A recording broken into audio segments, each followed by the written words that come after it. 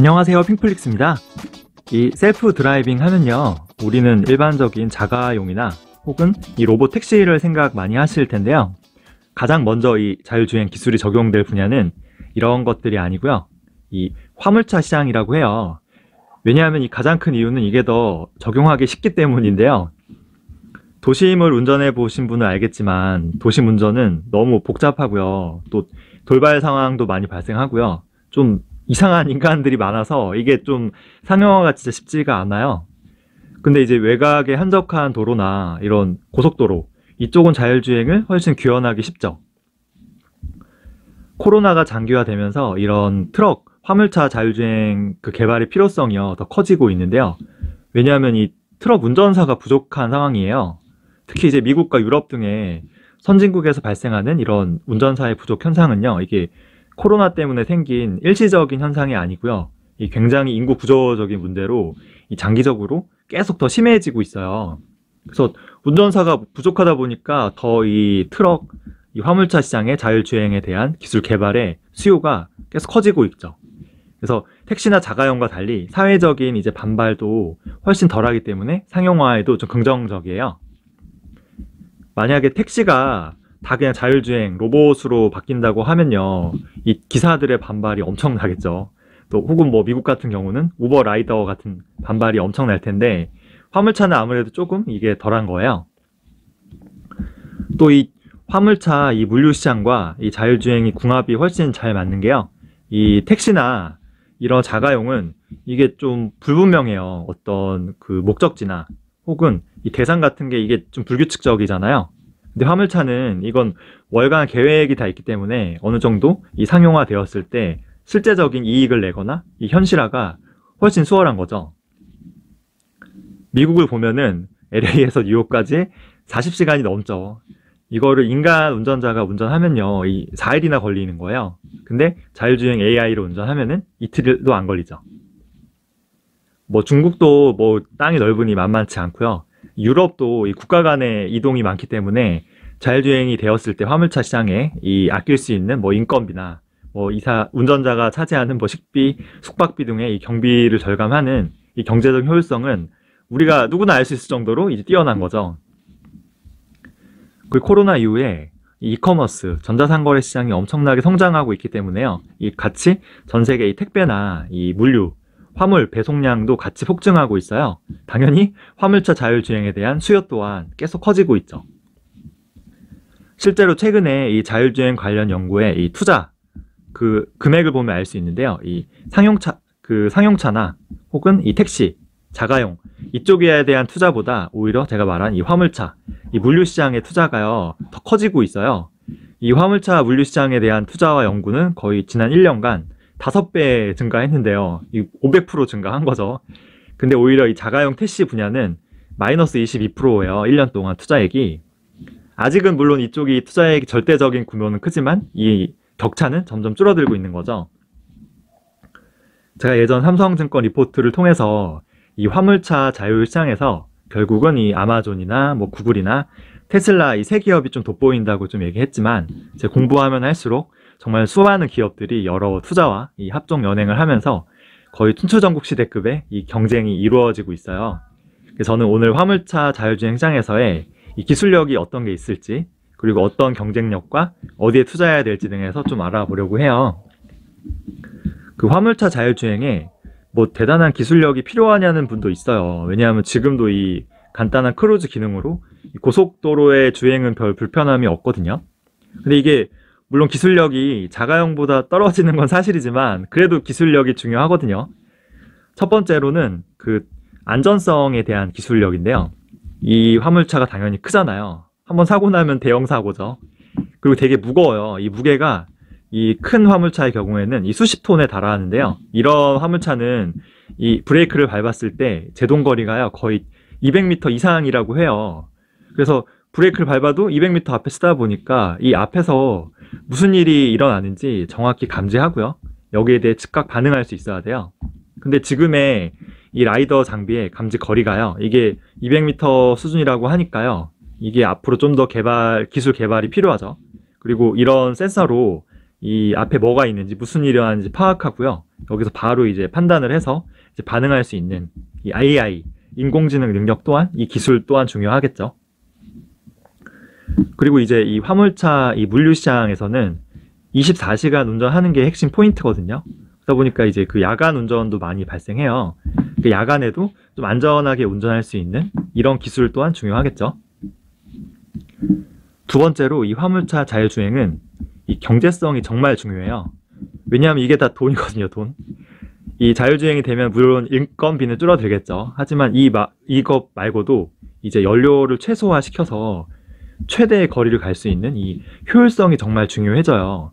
이 연료비를 절약하는 만큼 다 이게 기업의 이 순이익으로 돌아오거든요. 그래서 뭐 인공지능으로 지금 막히지 않는 이 최적의 길을 시뮬레이션해서요, 이 안내해야 되고요. 또 최적의 핸들링과 이 주행 속도를 유지하면서 에너지 효율을 최대화하는 이 기술이 중요해져요. 그리고 또 그 보셨을지 모르겠는데 트럭이 이렇게 줄지어 여러 대를 쭉 달리게 되면은 이 공기의 저항을 줄이면서 에너지 효율이 또 올라가거든요. 얘를 그 군집 주행이라고 하는데요. 이런 기술력도 중요해지겠죠. 세 번째로는 이게 중요한데요. 이 쉴 틈을 주지 않는 거예요. 일을 계속 시키는 거죠. 24시간 계속 이 차량을 돌리면서 이 자율주행 트럭과 이 AI를 속된 말로 이 착취하는 게 중요해요. 자율주행 이 트럭 한 대가 예를 들어 뭐 24시간에 240만 원을 번다고 하면요. 수익을 올린다고 하면은 얘가 만약에 1시간만 차량이 놀아도 10만 원이 날아가죠, 그냥. 이 한 대가 아니고 만약에 1000대라고 하면요. 1시간 쉬면은 1억이 손해고요. 이게 1년 동안에 이 1시간 텀이 쌓이면은 360억 원이 손해 나는 거예요. 그래서 뭐 인간에게 이렇게 잠시도 쉴 틈 없이 24시간 일 시킨다? 그러면 신고당하고 대표이사 구속당했지만 이 AI는 뭐 노동법, 노조, 뭐 휴일, 주말 다 필요 없잖아요. 그래서 이런 자율주행 화물차에 있어서 이 시간은 곧 돈이다, 돈. 그래서 전기차라면은 하루에 몇 시간 정도는 이 배터리를 충전할 시간도 필요하잖아요. 근데 이 시간도 다 돈인데, 그래서 미래 이 화물차 쪽의 자율주행 이 차들은 이 배터리가 탈착식으로 다 바뀔 것 같아요. 왜냐하면 이 탈착은 금방 하잖아요, 교체하는 거는. 또 이게 차량이 이제 수십 톤 이상으로 커지다 보면은 아무래도 이 배터리 방식보다는 이 수소차 방식이 훨씬 유리해지거든요. 그래서 미래의 화물차 시장은 오히려 이 수소차가 더 급격히 성장할 수도 있어요. 이 수소차의 최대 단점이 이 수소, 충전소의 확충 문제인데요. 이 물류 시장의 이 자동차들은 이 정해진 곳만 계속 왔다 갔다 하거든요. 그러니까 이 핵심 교차로 지역에 이 충전소 몇 개만 지으면 되니까 이 확장 문제에서도 조금 자유로운 거예요. 마지막으로 정말 이 화물차 자율주행 시장이 정말 됐다, 상용화되었을 때 문제는 이 화물차의 이 소유주가 누구냐는 거예요. 이거 아무도 생각 안 했을 텐데 지금은 이 화물차 대부분의 소유주가 그냥 그 기사들이에요. 화물차 기사들. 일종의 그 그냥 개인 사업자들이신데요. 이게 자율주행이 가능해지면 과연 이렇게 개인 사업자들로 남을 수 있을까라는 의문이 들어요. 아마 큰 기업들이요, 이 자율주행 이 차량을요, 몇천 대에서 이 몇만 대씩요, 엄청나게 많이 주문해서 자기들이 직접 이 배송 플랫폼이나 이 생태계를 구축하게 될 가능성이 크거든요. 왜냐하면 어차피 인건비가 들지 않으니까 자기들이 이런 생태계를 운영하는 게 더 효율적이에요. 여기에서는 이 규모의 경제가 굉장히 중요해지는데요. 일단 이 화물차 배송, 이 물류, 주문을 가장 많이 확보하는 게 중요하겠죠. 그래야 이 규모의 경제가 되잖아요. 그리고 또 이 물류 창고를 확보하는 것도 중요해요. 거점을 확보하는 거죠. 쿠팡이 지금 하고 있는 것도 그런 거죠. 마지막 세 번째는 어차피 이 창고에서 이 도심 내 소비자에게 직접 전달할 건 또 이 화물차 기사들이 필요하거든요. 여기는 자율주행이 쉽지 않으니까 이 기사들도 확보를 하고 있어야 돼요. 그래서 이런 생태계나 플랫폼 구축에서 유려한 기업들은 이미 이런 인프라를 좀 소유하고 있는 뭐 아마존이나 월마트 같은 기업이 되겠죠. 이게 제가 좀 여러 개 얘기했는데, 첫 번째는 좀 안전성에 관한, 두 번째는 이제 경제성이죠. 에너지 효율이나 뭐 충전 방식이나, 세 번째는 연속성, 24시간 돌려야 돼요. 그 네 번째는 이 생태계, 이 인프라를 갖추고 있냐. 근데 이것도 크게 보면요, 이 안전성과 경제성은 사실 기술력이라는 하나로 좀 묶을 수 있고요. 이 연속성과 생태계도 하나로 묶을 수 있는 게, 이게 생태계와 인프라가 잘 갖춰져 있어야 이 쉬지 않고 계속 차량을 돌릴 수 있거든요. 그러니까 이것도 어떻게 보면 생태계에 포함시킬 수 있는 거예요. 만약에 그 물류 주문이 없어, 일거리가 없으면 자동차가 놀고 있을 거 아니에요. 반대로 또 창고가 부족해, 그러면 이제 차량이 또 놀고 있게 되고요. 또 반대로 이 도심까지 배송할 트럭 기사가 없다면은 또 창고에 재고가 쌓여 있고요. 이게 끊임없이 24시간 이 시스템을 돌릴 수가 없는 거죠. 당연히 기업의 수익성은 악화될 수밖에 없어요. 그래서 이 화물차 자율주행은 크게 보면은 이 기술력, 여기에 뭐 안정성도 있겠고요, 뭐 경제성도 있겠고요, 뭐 충전 방식도 있겠죠. 그 두 번째는 시장이죠, 시장. 이 생태계와 인프라를 갖추고 있냐. 그래서 이 기술과 시장으로 나누어진다고 볼 수 있는데요. 뭐 어느 게 더 중요한지 정답은 없지만 저 개인적으로는 결국은 이 시장이 더 중요하지 않을까라는 생각이 들어요. 물론 이 화물차 자율시행 자체가요, 이 기술력이 도심의 복잡한 이런 로봇 택시보다 낮은 까닭도 있지만, 지금 이 화물차가 아무래도 좀 먼저 올 거란 그 기대가 있다 보니까 경쟁이 지금 너무 치열해요. 제가 여기에 뛰어든 업체를 좀 정리해 봤는데요. 뭐 미국에만 해도 오로라, 코디악, 플러스, 포니, 게틱, 아르고, 죽스, 누로, 엠팡, 뭐 수많은 업체들이 있고요. 중국도 투심플을 비롯해서 이 수많은 벤처기업들이 경쟁하고 있고요. 뭐 구글, 아마존, 테슬라, 알리바바 같은 이 플랫폼 기업들이 뛰어든 건 말할 것도 없고요. UPS나 페덱스 같은 이 글로벌 물류 기업들도 여기에 엄청 투자하고 지금 자금을 쏟고 있어요. 다임러와 볼보 같은 이 트럭 시장의 강자들도 당연히 놓치기 싫겠죠, 이 시장을. 그리고 GM, 포드, 폭스바겐, 토요타 같은 기존의 자동차 기업들도 여기에 엄청나게 투자하고 있거든요. 그러니까 이렇게 너무 치열하게 경쟁이 있다 보니까 결국 기술력은 어느 정도 좀 평준화되고요. 이 기술보다 시장을 가진 기업들이 주도권을 찾지 않을까라는 생각이 들어요. 예를 들면은 어떤 기업이 있는데 이 기술력은 조금 떨어져요. 근데 얘네가 배송 주문이 너무 많아. 그리고 창고도 많이 갖고 있고요. 그리고 이런 생태계와 인프라를 이미 가진 기업이 있는 거예요. 얘네는 자신들의 이 생태계에요, 기술력이 조금 떨어지지만 이제 조금씩 자율주행을 적용해 보는 거죠. 그럼 여기서 이 경험과 이 데이터가 축적되면서요, 이 기술의 격차는 빠르게 좁혀질 수 있는 거예요. 테슬라가 사실 5, 6년 전만 해도 자율주행에 그렇게 압도적인 기업이 아니었지만 이게 계속 데이터가 누적되면서 기술에서 압도적으로 성장한 것과 똑같은 거거든요. 그리고 이게 그 주문, 수많은 주문이나 이 각지의 물류 창고나 그리고 실제로 이 자율주행, 이 자동차, 그리고 트럭 운전사까지요.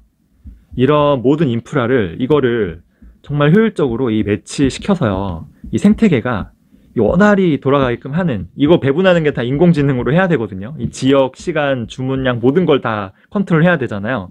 그래서 이런 생태계를 돌아가게 하는 이 기술이 오히려 실제 이 주행하는 기술보다 더 중요해질 수도 있는 거죠. 뭐 이 빅데이터를 활용해서요, 일단 주문 수요를 미리 예측해야 돼요. 그래서 상품을 미리미리 이제 창고에 잘 배분해야 되고요.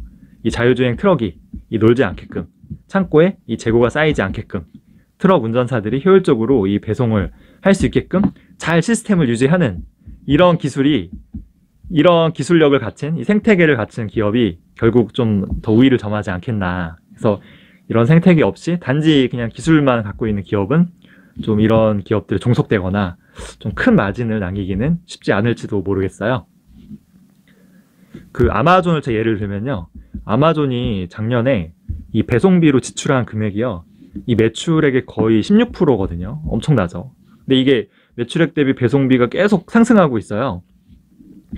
올해 아마존의 이 매출 예상액이요, 우리 돈으로 한 500조 원이거든요. 여기서 만약에 16%를 배송비로 지출한다고 하면요, 배송비만 지금 올해 80조 원 쓴 거예요. 만약에 자율주행에 성공해서 이 배송비에 딱 절반만 절감하게 되면은 이 40조 원이 그냥 이 순이익으로 가져오게 되는 거죠. 올해 아마존의 순이익 예상액이 30조 원이니까요. 거의 배송비 절반만으로도 순이익의 2배 이상이 늘어나게 되는 거예요. 지금처럼 아마존 매출이 연 거의 30%씩 꾸준히 성장하면요, 이 5년 뒤 아마존의 매출은 2200조 원이 되고요. 여기서 이 배송비 지출은 16%로 계산하면은 350조 원이 되는 거예요. 만약 이거를 절반 절감했다 그러면은 170조 원이 그냥 순이익으로 잡히는 거죠. 지금 시총 1위, 이 애플, 세계 최대 기업인 애플의 이 순이익이 지금 100조 수준이거든요. 그러면은 이게 어느 정도 잠재력이 있는 건지 아시겠죠? 물론 뭐 이거는 아마존의 순수한 이 커머스 매출만 비교한 게 아니고요. 뭐 연 30%씩 성장할지 뭐 누가 알아요, 그죠? 그리고 아마존이 이 화물차 이 자율주행에서 성공한다는 보장도 없고요. 성공한다고 해서 이 배송비의 절반 그 절감을 할 수 있을지도 알 수 없기에 이 뭐 사실 좀 극단적인 계산이긴 한데요. 이제 그래도 이게 만약에 이 화물차 자율주행 시장에 이 상용화 되었을 때 이 플랫폼의 활용성이나 혹은 이 수익성이나 그리고 효율성이나 그 무엇보다 진짜 이 포텐셜, 이 잠재력 면에서 아마존이 진짜 뛰어난 기업이면은 좀 부정하기 힘들죠. 지금도 아마존은 이 배송 시간이 거의 딴 기업들의 거의 2배 이상 빨라요. 근데 만약에 이게 그 자율주행이 되면은 24시간 쉬지 않고 돌아가면 이 배송 시간이 더 빨라질 거 아니에요. 그러면은 이 소비자의 이 충성도는 더욱 올라가게 돼요. 그렇게 아마존의 매출이 성장하게 되면요. 이 돈으로 또 아마존은 이 배송의 효율화나 또 이 다른 기술에 투자할 거예요. 그럼 이 배송은 더욱더 빨라지고요. 상품의 가격이나 이 비용도 더 낮아지고요. 이 모든 혜택은 또 소비자에게 돌아가겠죠. 그럼 소비자는 또 아마존에 충성해서 또 매출이 성장하고 멈추지 않는 정말 아마존의 무서운 이 성장 전략이죠. 아마존은 곧 이 미국 최대 운송업체 자리도 꿰차할 것인데요. 아마 몇 년 지나면 세계 최대가 될 거예요. 이렇게 되면은 아마존이 꼭 자신들의 고객들 화물만 배송할 필요가 없어요. 지금 아마존 AWS 클라우드 서비스를 전 세계 기업들이 자연스럽게 이용하고 있잖아요. 근데 이게 아마존 이 물류 서비스도요. 결국에 몇 년 지나면은 이 전 세계 기업들과 소비자들이 자연스럽게 그냥 사용하게 되는 날이 올 수도 있어요.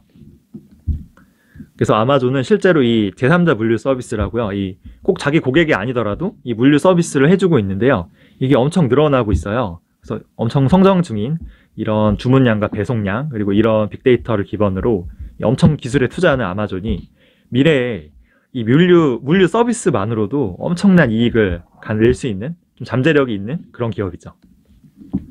이 글로벌 물류 서비스가 뭐 대단한 사람도 있을 텐데요. 거의 6.6조에서 한 8.4조 달러의 규모인데요.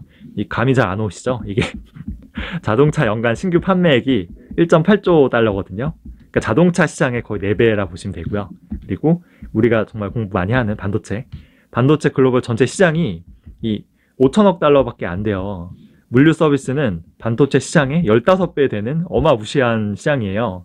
여기서 만약에 1위가 하고 엄청난 이익을 쌓을 수 있다면 아마존은 정말 좀 생각할수록 무시무시한 회사가 될 가능성이 있죠.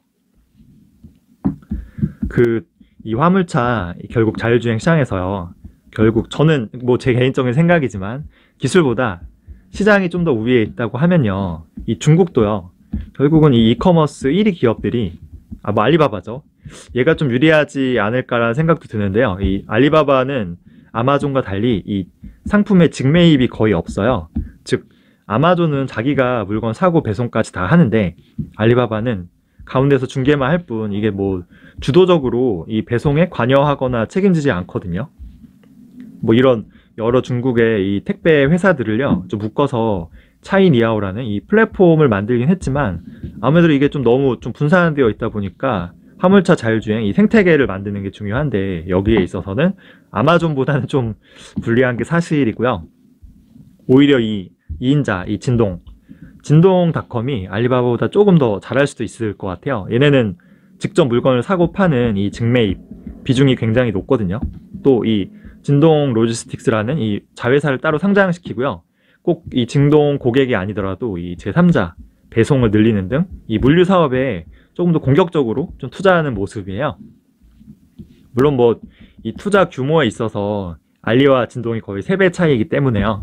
알리가 더 크죠.